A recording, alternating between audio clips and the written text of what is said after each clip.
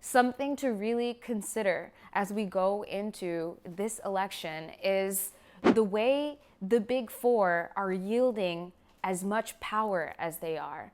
And how does that affect democracy? Welcome back, fam. I am Taz, and this is security, privacy, and a lot of other bullshit. And we're gonna talk about something a little bit spicy today. So let me tell you, if you don't know, antitrust hearings happened and big tech got fucking bitch slapped. Okay? I felt like I was watching a rap cipher between the antitrust subcommittee and like really awkward white dudes with like one token Indian dude that was in there. You know what I'm saying? It was intense. I thoroughly enjoyed it. Just the volley back and forth between the questioning and the discomfort that was in all of the four big tech giants. So first, let's talk about what antitrust is. I have to read this off of the screen that I have the definition written on because I'm not gonna memorize this, FYI. Antitrust refers to the regulation of the concentration of economic power, particularly with regard to trusts and monopolies. Basically, antitrust keeps big monopolies from getting bigger and pushing out small mom and pop shops. Let me tell you, Bezos got hammered, okay, about small mom and pop shops and how Amazon has been just eating all of those small businesses.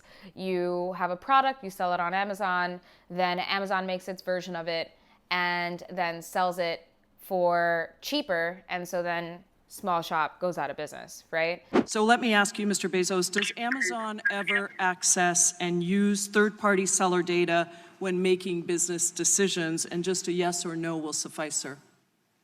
I can't answer that question yes or no. What I can tell you is we have a policy against using seller-specific data to aid our private label business, but I can't guarantee you that that policy has never been violated. You have access to data that your competitors do not have. So you might allow third-party sellers onto your platform, but if you're continuously monitoring the data to make sure that they're never going to get big enough that they can compete with you, that is actually the concern that the committee has. Bezos got drilled on pushing out mom and pop shops. Google got drilled on their bias-ass algorithms. Do you believe that Google has been brought out here in some question is biased? Congressman, it's really important to me that we approach our work in an unbiased... Do you believe that Google is biased? It's either yes or no. No, not in our approach. And then also just how they're monopolizing the fucking internet business. They have access to anything and everything, and they control how you get information, right?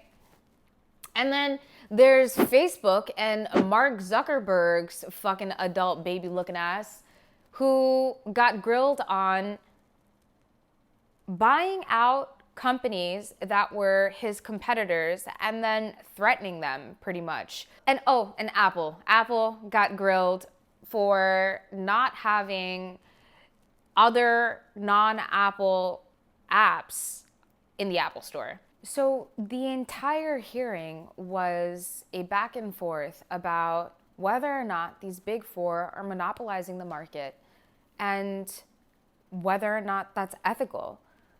They have so much evidence on how all of these companies, Google, Facebook, Amazon, Apple, have been pushing out smaller organizations. I think one of the congresswomen asked, well, what about the other developers or the next generation Apples and Googles and Amazons of the world? How do we empower them if these large organizations keep buying out the smaller ones? And is that okay?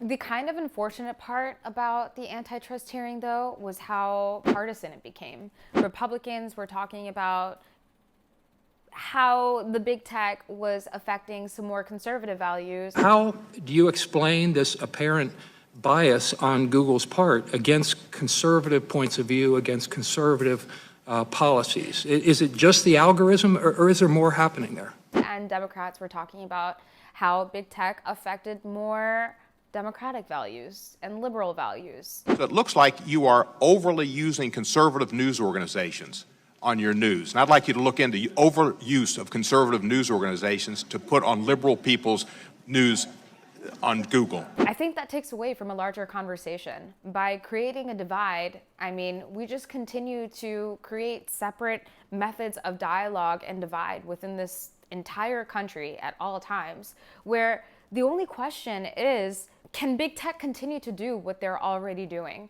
And how is this going to affect our democracy? How much power do these entities have? And what does that power yield over our elections?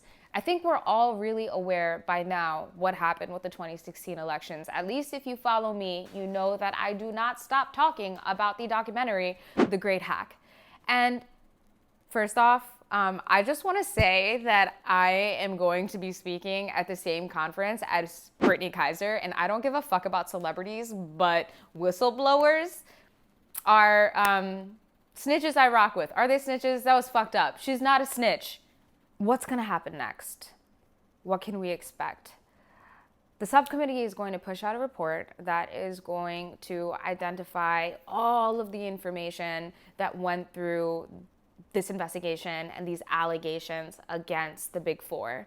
They're also going to release the questions and the statements and the answers that the Big Four gave to the subcommittee.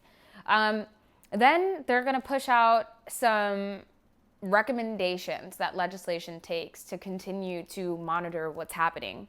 And the Big Four is going to stay in a state of continued investigation. The biggest piece of all of this is that there is a lot to come, and we can't forget that these things are happening. And in our small attention span type world that we live in, that's what happens. We move on to the next thing.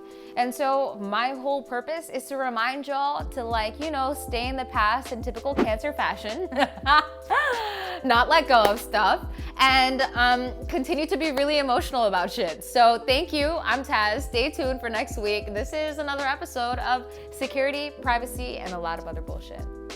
Basically, antitrust keeps big